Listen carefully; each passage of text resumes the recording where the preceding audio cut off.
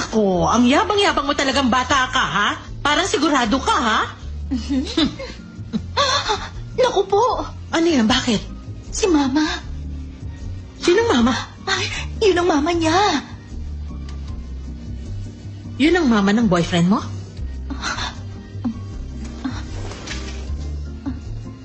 Wala ba kayong makeup? Ba't ganyan ang mukha niyo? Ay, bags lang yan. Napuyat kasi ko kagabi dahil nga kay Edward. Kaya parang haggard yung mukha ko ngayon. Naku, makapag-retas nga muna. Ayoko magmukhang losyang, no? O ano? Lalapitan pa ba natin? Maging magalang kayo kapag kaharap niyo siya, ha? Huwag kayo masyadong madaldal. Susubukan ko.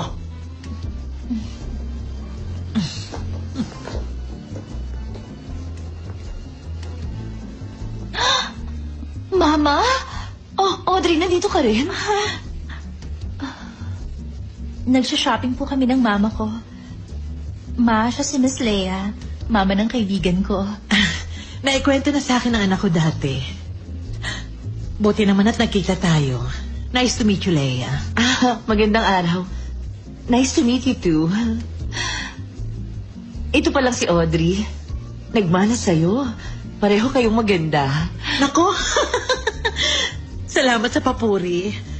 Mana talaga yan sa akin.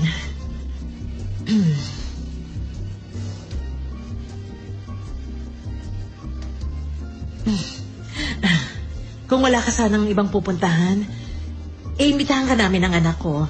Plano kasi namin uminom ng tea. Gusto mo bang sumama sa amin? Sige, gusto ko.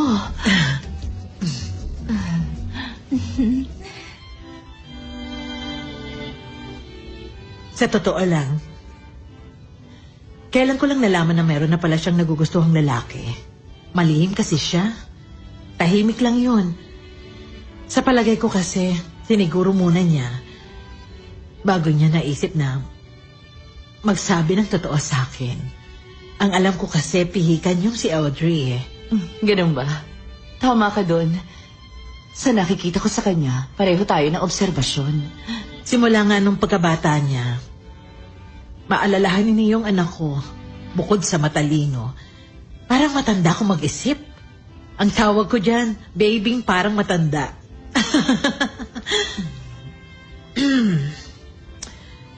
Napakabata pa niya nung maging biyuda ko.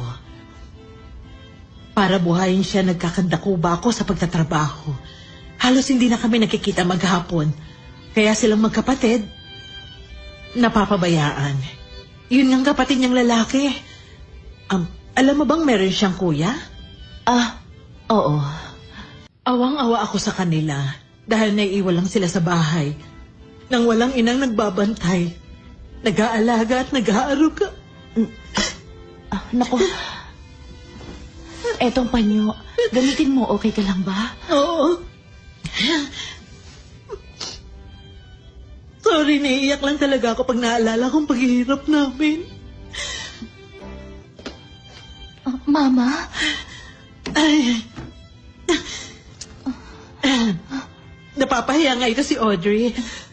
Sa tuwing nakikita niya akong umiiyak, pag kinukwento kong nakaraan, matanda na nga ako kaya siguro madrama na ako. Naiintindihan kita. Isa ka palang mabuting ina. Ay, buti na lang medyo maginhawa na ang buhay namin ngayon dahil mayaman na ako. Sa totoo lang, pag nakahanap na ito ng mabait na lalaki, mapapanatag na ako. Pag nakasal na ito, pwede na siguro akong mamatay.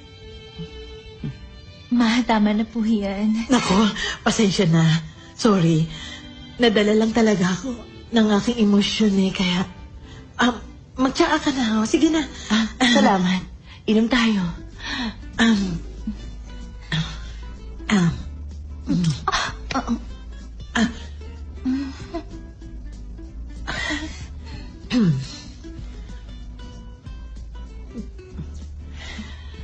Nga pala, matanong ko lang, ito bang mama mo, napakilala mo na kay Simon? Naku, hindi pa po.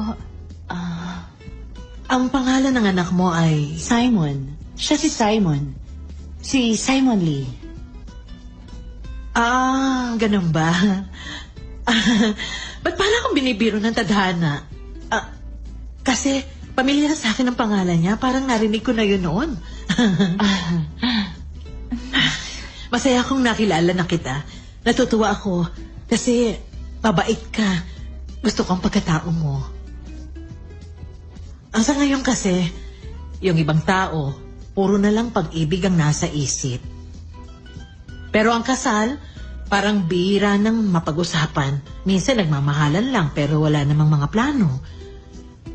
Ay, kaya lang, dahil medyo konserbatibo ko, hindi pwede sa akin ang ganong ugali ng lalaki. Matanda na ako, kaya siguro ganito na ang mga pananaw ko, no? Hindi. Naiintindihan kita. Tama ang sinabi mo. Mahirap magtiwala.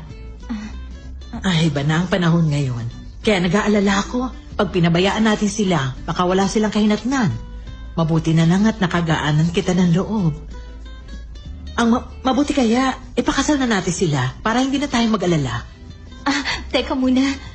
Ma, hindi pa po kami nag-uusap tungkol doon. Ay, hindi pa ba? Pasensya ka na sa akin, negosyante kasi ako eh.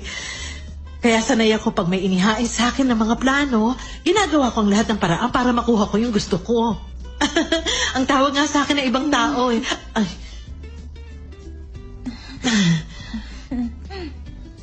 Parang nagmamadali yata ako.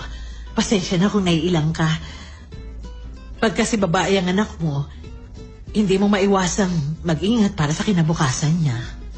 Natural lang yan. Gusto mo siyang mapabuti. Kaya mo nasasabi ang bagay na yan. Nako, buti naman naintindihan mo ko. Salamat sa pangunawa.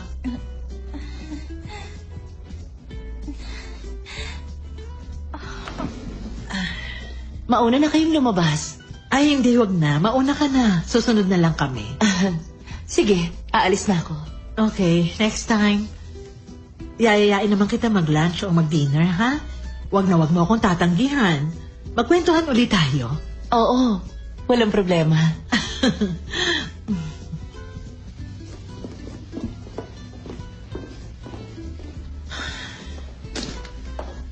Ay.